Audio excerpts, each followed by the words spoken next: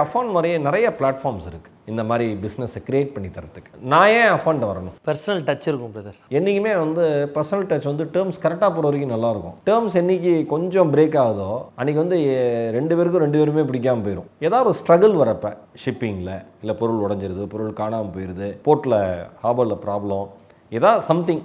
பிஸ்னஸ்னாலே problem தான். Problem solving தான் பிஸ்னஸுடைய success ஃபார்முலாவே. நாங்கள் கூட தான் நிற்போம், ஆனால் ஃபைனான்ஷியலாக எதுவும் பண்ண முடியாது.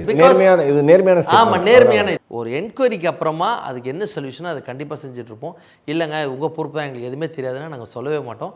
ஆனால் அதுக்காண்டி எல்லாமே எங்கள் பொறுப்புன்னு நாங்கள் சொல்ல மாட்டோம். டிப்ளமேட்டிக்கான இல்லை, டிப்ளமேட்டிக்காக தானே சார் பண்ண முடியும். இது இப்போ டோரை திறந்தோன்னே ஒரு பொருள் கீழே விழுந்துரும், உடஞ்சிரும். இது எங்கள் பொறுப்பு. அது இல்லை சார், இது இயற்கைன்னு சொல்ல முடியாது. கரெக்ட். இந்த மாதிரி நடந்திருக்கு. புரியுது. ஆமாம், இதே மாதிரி ஒரு சில கஸ்டமர் அவங்களுக்கு எந்த ப்ராப்ளமே இருக்காது, ஆனால் இந்த மாதிரி காணணும்னு சொல்லியிருக்காங்க. பயங்கரமாக என்கொயரி பண்ணி அந்த உண்மையான கஸ்டமரை கண்டுபிடிச்சி இதெல்லாம் ப்ரூஃப் காட்டியிருக்கிறோம் நாங்கள். இது மாதிரி எல்லா பக்கமும் இருக்குது. ஆமாம் சார், குவாலிட்டி டீம்னு ஒருத்தர் வச்சிருக்கோம். புரியுது சார்.